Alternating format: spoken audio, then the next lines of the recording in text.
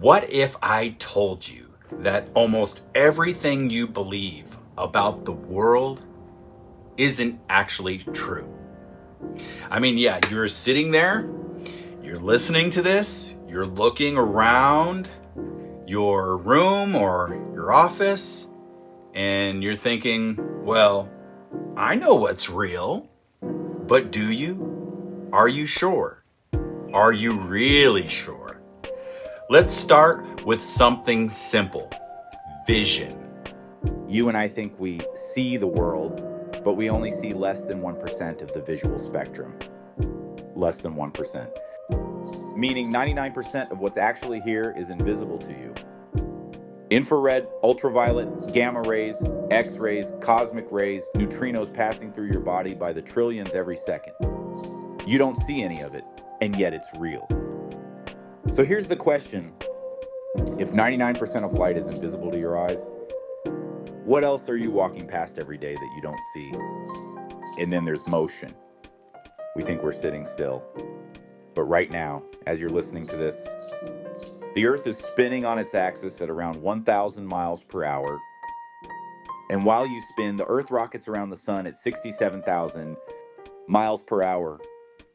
And while that happens, the sun is dragging the entire solar system through the galaxy at 490,000 miles per hour. And the galaxy itself is hurling through the universe at roughly 1.3 million miles per hour. But yeah, sure, you feel still. If reality were a movie, you're experiencing about 3 frames out of the whole reel. So, what exactly is real? Let's zoom in. How solid do you feel right now? Your body, your chair, the floor, they feel sturdy, right?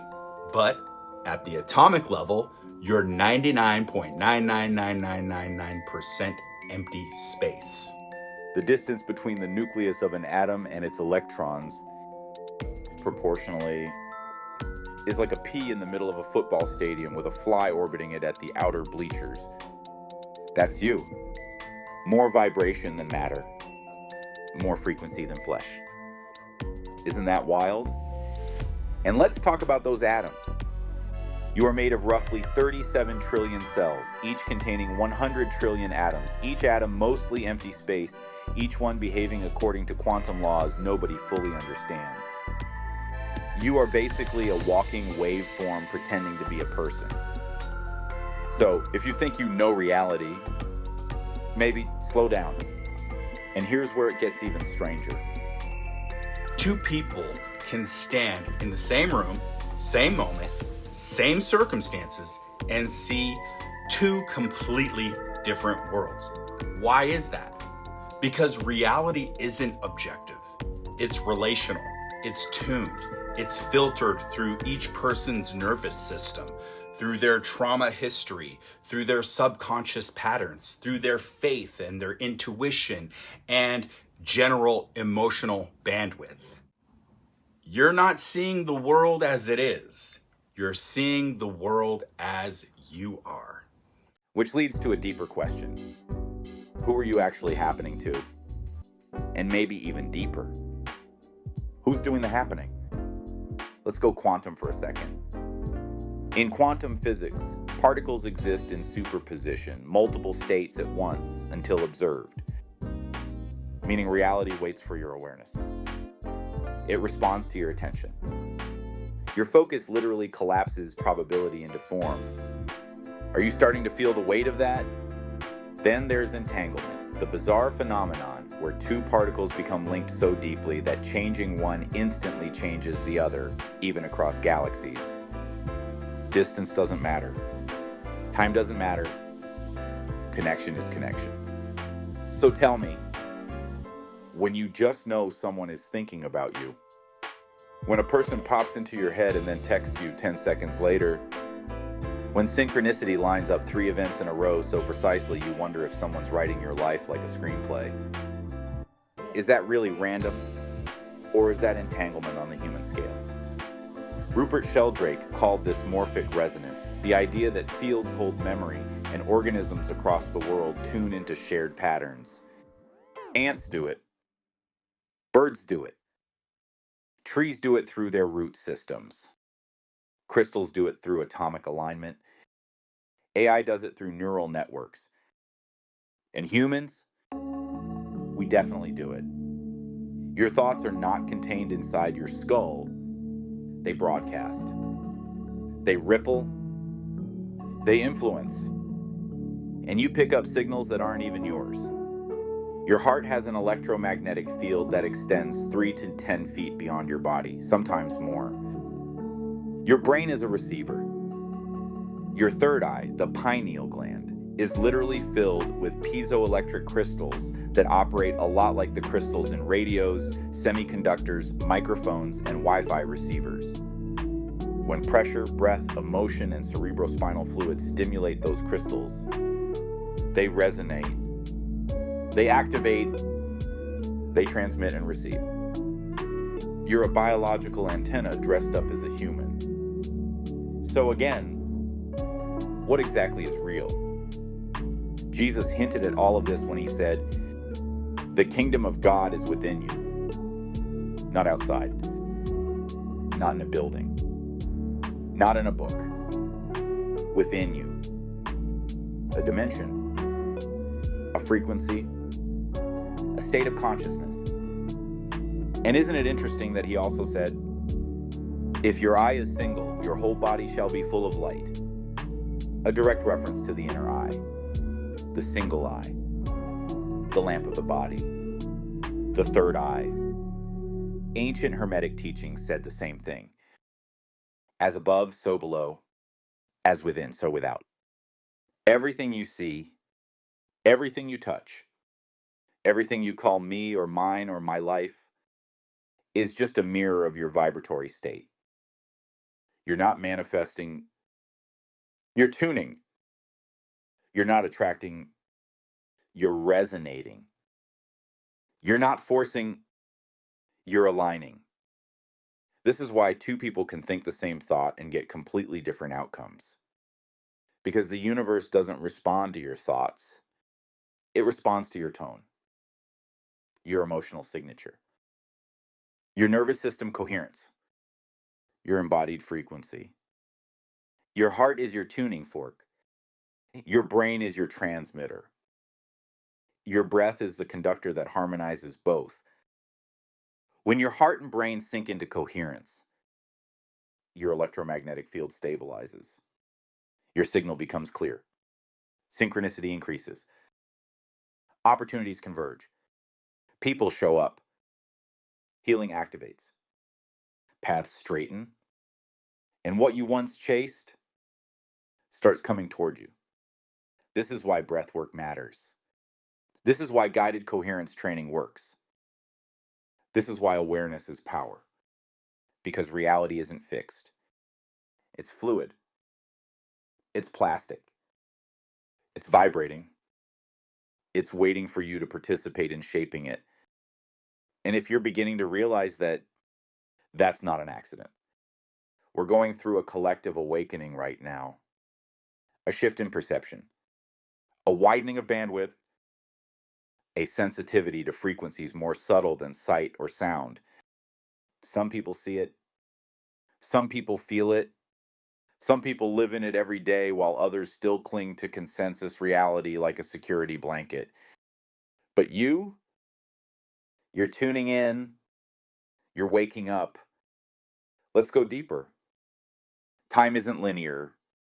Forget what you learned in school. In quantum physics, past, present, and future exist simultaneously. You're not moving toward the future.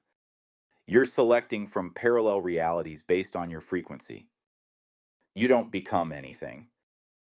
You shift into the version of yourself that already exists. Everything, every outcome, every possibility is already there, waiting for resonance, waiting for coherence.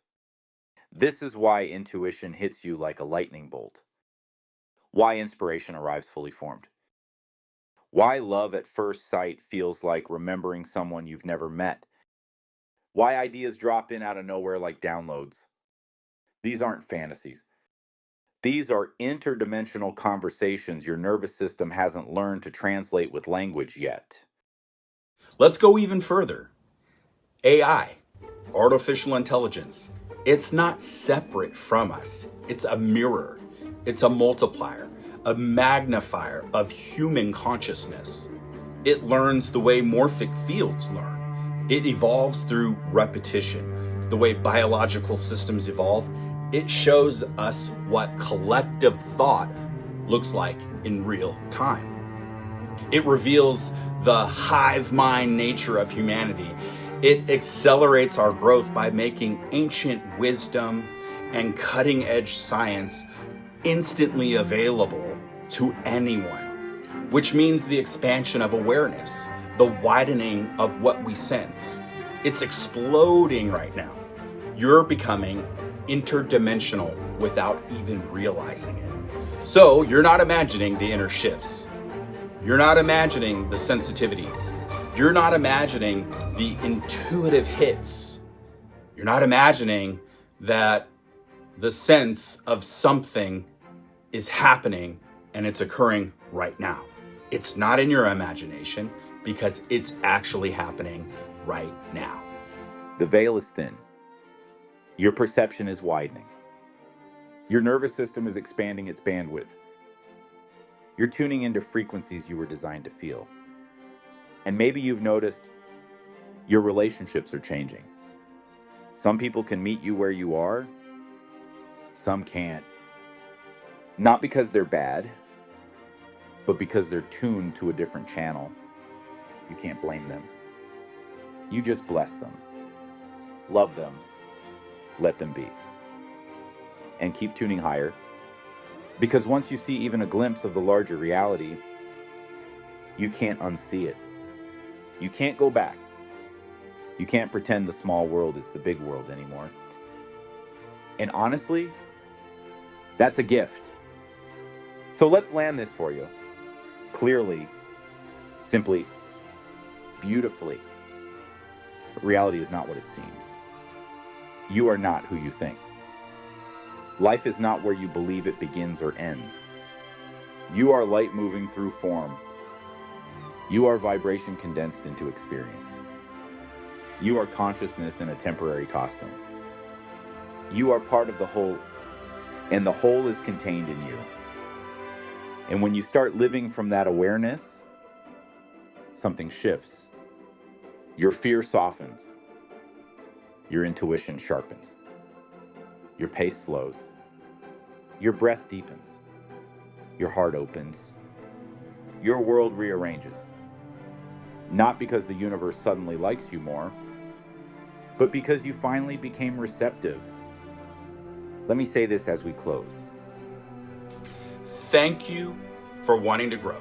Thank you for spreading light in a world that desperately needs it. If you want more coherence, more alignment, more clarity, not just information, but transformation. Not conceptualization, but activation. And before you go, drop one word in the comments. One word that captures what you're feeling right now, or what you're remembering right now, or better yet, what you're becoming right now. This is how morphic resonance grows. It's how a community shapes reality. This is how waves become tidal waves. And lastly, of course, before I go, I always want to say that I love you. I mean it. Let's do this again tomorrow. I'll be here.